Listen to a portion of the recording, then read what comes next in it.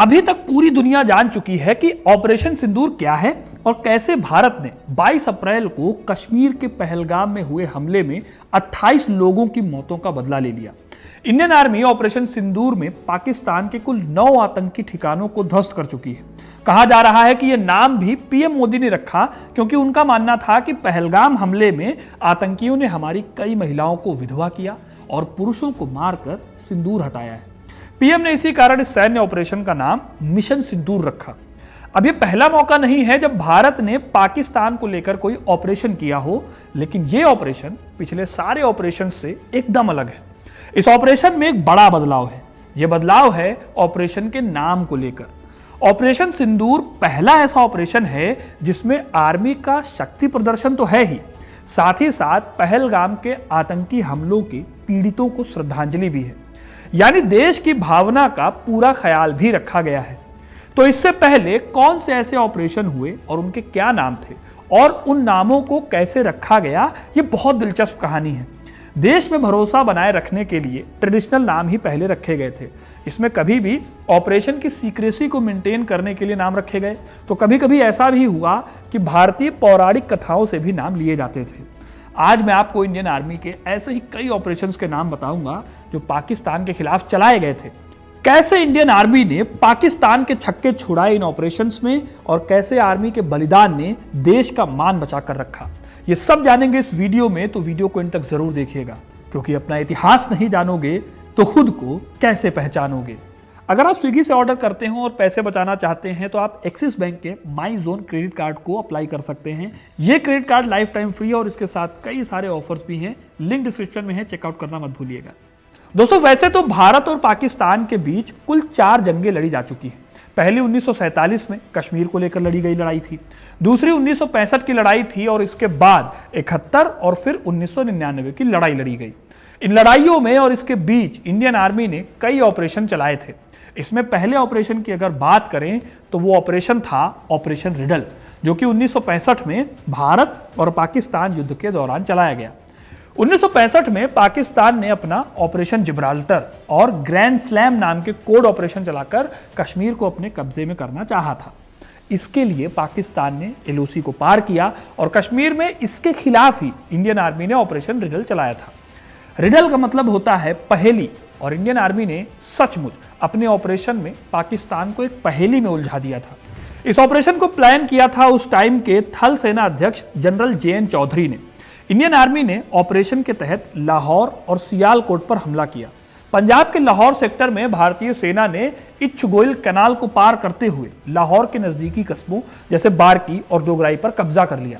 वहीं खेमकरण सेक्टर में आर्मी ने पाकिस्तान M48 पैटर्न टैंक्स को रोकने के लिए बाढ़ और कीचड़ का सहारा लिया।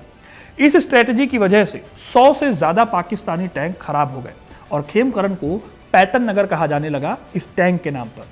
फिर राजस्थान में भारतीय सेना ने गडरा रोड, मुनाबाव और आसपास के एरियाज पर कब्जा कर लिया, जिससे पाकिस्तान की सप्लाई लाइनें जो हैं वो ठप पड़ गई। सियालकोट फ्रंट पर भी इंडियन आर्मी ने पाकिस्तानी जो डिफेंस फोर्सेस थी उनको भेदा और भारी नुकसान पहुंचाया।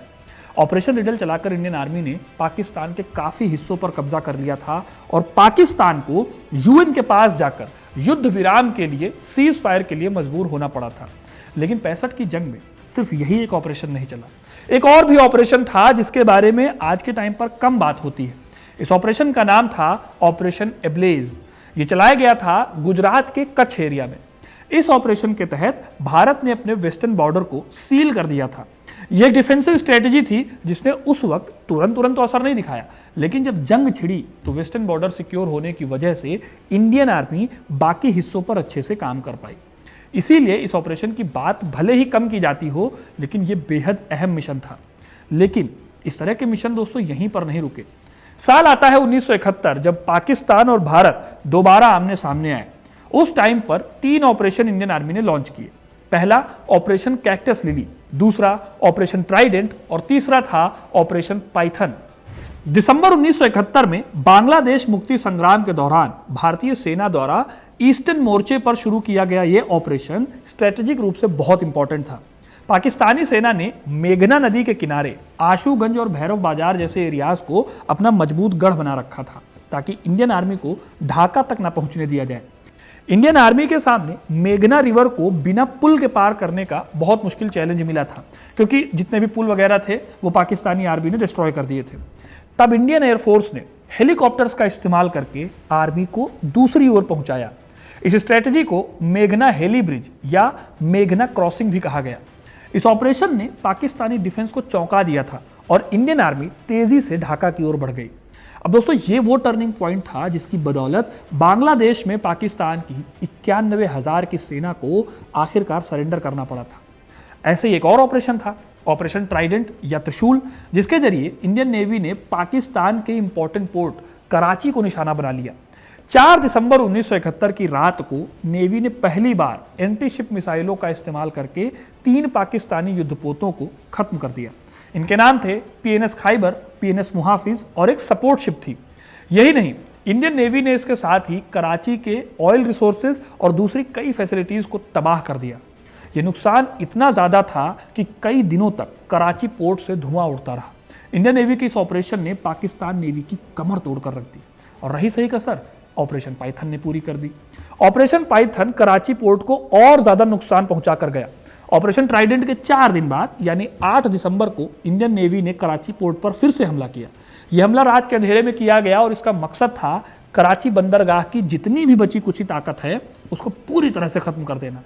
इस ऑपरेशन में भी मिसाइल, बोट्स और युद्धपोतों का इस्तेमाल किया गया। इससे कराची बंदरगाह पर कई और जहाज और ईंधन टैंक थे जो तबाह हो गए। इस ऑपरेशन ने दोस्तों पाकिस्तान की नेवी, ट्रेड एक्टिविटी, इन सब को पूरी तरह से बर्बाद कर दिया। इन 3 ऑपरेशंस ने 71 की जंग में पाकिस्तान को घुटने पर ला दिया था। लेकिन दोस्तों, पाकिस्तान की हरकतें इतने पर भी नहीं रुकने वाली थी। अगला ऑपरेशन आता है ऑपरेशन मेघदूत। 1971 के बाद 1984 तक दोनों देशों के बीच में मामला ठीक ठाक चला, लेकिन फिर पाकिस्तान ने कश्मीर में सियाचिन के क्षेत्र पर अपनी नजर गड़ानी शुरू की। सियाचिन जो है वो लद्दाख की काराकोरम रेंज में पड़ता है। इसकी ऊंचाई लगभग 23,000 फीट है। ये एरिया स्ट्रेटेजिकली इसलिए इंपॉर्टेंट है क्योंकि यहाँ से इंडिया जो है वो चाइना और पाकिस्तान की एक्टिविटीज पर आसानी से नजर रख सकता है। वैसे अगर देखा जाए तो 1972 में जो शिमला समझौता हुआ था उसमें सीज फायर लाइन को NJ 9842 तक ही लिमिट किया गया था। उसके आगे के इलाके को अनक्लेम छोड़ दिया गया था क्योंकि ये बहुत ज्यादा दुर्गम और यहाँ पर कोई रहता नहीं था, इस वजह से।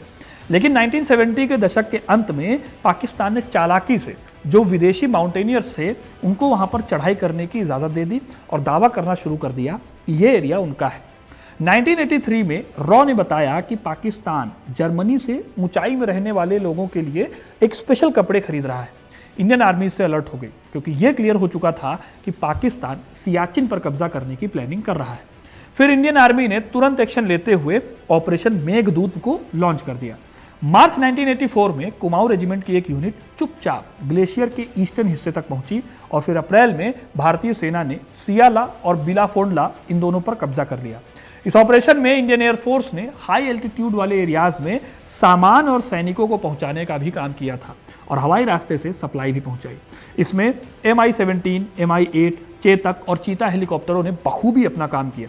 जल्दी ही ग्लेशियर की इंपॉर्टेंट चोटियों और दर्रों पर करीब 300 सैनिक तैनात हो गए। इंटरेस्टिंग बात यह है कि जब तक पाकिस्तानी सेना ने अपने सैनिकों को आगे बढ़ाकर जवाबी कार्रवाई की, तब तक इंडियन आर्मी स्ट्रेटेजिक रूप से जितनी भी इंपॉर्टेंट चोटियां थी और दर्रे थे उन पर कब्जा कर चुकी थी। 13 अप्रैल को भारत ने सियाचिन पर तिरंगा फहराया, जबकि पाकिस्तान वहां जाने की सोच रहा था मई में, यानी 1 महीने पहले ही इंडियन आर्मी ने एडवांस में ही उन जगहों पर कब्जा कर लिया जहां पाकिस्तान की आर्मी सोच रही थी कब्जा करने को। परवेज मुशर्रफ ने भी अपनी किताब में इस गलती को एक्सेप्ट किया था। इस तरह ऑपरेशन मेघदूत के जरिए इंडियन आर्मी ने पाकिस्तान की प्लानिंग को पूरी तरह से नाकाम कर दिया। दोस्तों, अगले जिस ऑपरेशन की मैं बात करने वाला हूं वो सिर्फ एक ऑपरेशन नहीं बल्कि अपने आप में एक जंग थी। ऐसी जंग जिसे जीतने के बारे में बहुत कम लोग सोचेंगे, लेकिन फिर भी इंडियन आर्मी ने इम्पॉसिबल को पॉसिबल करके दिखाया। मैं बात कर रहा हूं 1999 में हुई कारगिल वॉर के दौरान ऑपरेशन विजय की। ऑपरेशन विजय को भारतीय सेना ने मई 1999 में शुरू किया था। इसका मकसद था कारगिल के एरिया में जो भी हिस्से पाकिस्तान ने घुसपैठ करके कब्जाए हैं उन्हें वापस से हासिल करना। असल में कारगिल वॉर तब शुरू हुई जब पाकिस्तान के सैनिकों और कुछ आतंकवादियों ने LOC को पार करके कारगिल, द्रास और बटालिक जैसे कुछ ऊंचाई वाले एरियाज पर कब्जा कर लिया। इंडियन आर्मी को इस बात का पता तब चला जब कुछ लोकल चरवाहों ने आर्मी को इसकी खबर दी। इसके बाद आर्मी ने ऑपरेशन विजय को शुरू किया। यह ऑपरेशन बहुत मुश्किल था क्योंकि दुश्मन बहुत ऊंचाई पर बैठा हुआ था और ऊंचाई पर जो दुश्मन बैठा होता है उसको नीचे अपने दुश्मनों को टारगेट करने में आसानी होती है। आर्मी को बर्फीली पहाड़ियों, बेहद मुश्किल और ठंड भरे रास्तों में लड़ाई लड़नी पड़ी। इस ऑपरेशन में कैप्टन विक्रम बत्रा, कैप्टन अनुज नैयर, ग्रेनेडियर योगेंद्र सिंह यादव और राइफलमैन संजय कुमार जैसे 500 से भी ज्यादा वीरों ने असाधारण साहस दिखाते हुए अपना सर्वोच्च बलिदान दिया था। करीब 2 महीनों तक चले इस युद्ध के अंत में भारतीय सेना ने लगभग सभी क्षेत्रों पर कब्जा कर लिया, उन्हें वापस पा लिया। आखिर में 26 जुलाई 1999 को भारत की जीत की घोषणा हुई, जिसे अब कारगिल विजय दिवस के रूप में मनाया जाता है। पाकिस्तान की एक करारी हार थी, जिसके बाद से अभी तक कोई युद्ध नहीं हुआ है दोनों देशों के बीच। लेकिन इसी ऑपरेशन के साथ इंडियन एयरफोर्स ने भी कारगिल में अपना एक ऑपरेशन चलाया था। इस ऑपरेशन का नाम था ऑपरेशन व्हाइट सी या ऑपरेशन सफेद सागर। यह इंडियन एयरफोर्स का अब तक का बेहद शानदार ऑपरेशन था। जब पता चला कि दुश्मन ऊंचाई पर है तो आर्मी और एयरफोर्स दोनों ने मिलकर दुश्मन को सबक सिखाने की सोची। 26 मई 1999 को ऑपरेशन सफेद सागर की शुरुआत हुई। इस ऑपरेशन का मिशन था पहाड़ियों में छिपे पाकिस्तानी घुसपैठियों और सैनिकों को उनके ठिकानों से बाहर निकालना और आर्मी की हेल्प करना। हालांकि भारत ने यह साफ कर दिया था कि वो एलओसी को पार नहीं करेगा, फिर भी इंडियन एयरफोर्स ने बहुत ही ज्यादा मुश्किल जगहों पर सटीक हमले किए। इस पूरी लड़ाई में इंडियन एयरफोर्स ने पाकिस्तानी सेना का जो मनोबल था उसको तोड़ दिया। उनके अटैक्स ने इतनी तबाही मचाई थी कि जैसे ही पहाड़ों पर ऊपर से इंडियन जेटों की आवाज सुनाई पड़ती थी ना, पाकिस्तानी सैनिक दहल जाते थे और उधर उधर भागने लगते थे। धीरे धीरे कारगिल में भी सभी पोस्ट पर इंडियन आर्मी ने कब्जा कर लिया। इस ऑपरेशन में मिराज 2000, मिग-21 और मिग-27 जैसे लड़ाकू विमानों ने भाग लिया था। मिराज 2000 ने पाकिस्तान की आर्टिलरी को तबाह करने के साथ साथ दुश्मन की सप्लाई लाइन को भी काट दिया था। इससे जमीन पर लड़ रही इंडियन आर्मी को बहुत राहत मिली थी। इस ऑपरेशन के दौरान वायुसेना के एक विमान मिग-27 और मिग-21 को दुश्मन ने गिरा दिया, जिसमें पायलटों की शहादत भी हुई। फ्लाइट लेफ्टिनेंट कुंबलथ अशोक और स्क्वाड्रन लीडर अजय आहूजा जैसे वीरों ने भी अपना सर्वोच्च बलिदान दिया इस लड़ाई में। इस ऑपरेशन ने दिखा दिया था दोस्तों कि किसी भी मुश्किल हालात में इंडियन आर्मी और एयरफोर्स मिलकर पाकिस्तान या अपने दुश्मन को मुंह तोड़ जवाब दे सकती है। इस ऑपरेशन के बाद जिसकी मैं बात करने वाला हूं, उस पर उरी अटैक नाम से एक फिल्म भी बन चुकी है। साल 2016 में हुए इस ऑपरेशन का कोई नाम नहीं है, इसे सर्जिकल स्ट्राइक के नाम से ही जाना जाता है। इस अटैक में पीओके के कई एरियाज पर अटैक किया गया था। इसके साथ ही कई आतंकी ठिकानों को निशाना बनाकर इंडियन एयरफोर्स ने उरी में हुए हमले का बदला लिया था। असल में 2016 में उरी आर्मी कैंप में घुसकर कुछ आतंकियों ने जवानों पर अचानक हमला बोलकर उनकी हत्या कर दी थी। इसी का बदला लेने के लिए इंडियन आर्मी ने पीओके में जाकर बदला लिया था। इसके बाद से आतंकी घटनाओं को लेकर होने वाले अभियानों में काफी बदलाव आया था। जैसे कि इंडियन आर्मी ने कश्मीर और जम्मू के सेंसिटिव एरियाज में कई सर्च ऑपरेशंस चलाकर कई आतंकियों का एनकाउंटर किया और उन्हें मार गिराया। लेकिन इसके बाद भी पाकिस्तान की हरकतें अभी भी कम नहीं हुई थी। साल 2019 के फरवरी में जम्मू कश्मीर में पुलवामा में जैश ए मोहम्मद ग्रुप ने सीआरपीएफ के काफिले पर हमला कर दिया। इस हमले में बड़े पैमाने पर आरडीएक्स का यूज किया गया था। इसी हमले के जवाब में बालाकोट स्ट्राइक की गई थी, जब इंडियन एयरफोर्स ने पाकिस्तान के बालाकोट में जैश ए मोहम्मद के ट्रेनिंग कैंप्स पर अटैक करके कई आतंकियों को मार गिराया। यह हमला 1971 के बाद पहला बड़ा अटैक था, जिस वजह से दोनों देशों के बीच में कई सारी हवाई झड़प हुई। लेकिन ओवरऑल देखा जाए तो पाकिस्तान को इसमें भी पीछे हटना पड़ा और इंडियन आर्मी की एक बार फिर से जीत हुई। तो दोस्तों, ऑपरेशन सिंदूर से पहले भी इंडियन आर्मी और एयरफोर्स और नेवी ने पाकिस्तान को कई बार ऑपरेशंस में धूल चटाने का काम किया है। अंतर यह है कि पहले जो नाम रखे जाते थे उसमें ऑपरेशन के नेचर के हिसाब से नाम रखने की परंपरा थी। लेकिन इस बार पहली बार ऐसा हुआ है कि ऑपरेशन का नाम शहीदों को या जो लोग उस आतंकी घटना में मारे गए उनको समर्पित किया गया है।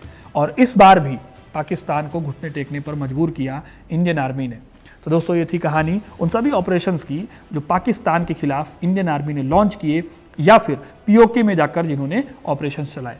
आपको ये कहानी कैसी लगी कमेंट करके जरूर बताइएगा। वीडियो को लाइक और ज्यादा से ज्यादा शेयर कीजिए ताकि ज्यादा से ज्यादा लोगों को इंडियन आर्मी की सच्चाई के बारे में पता चल सके।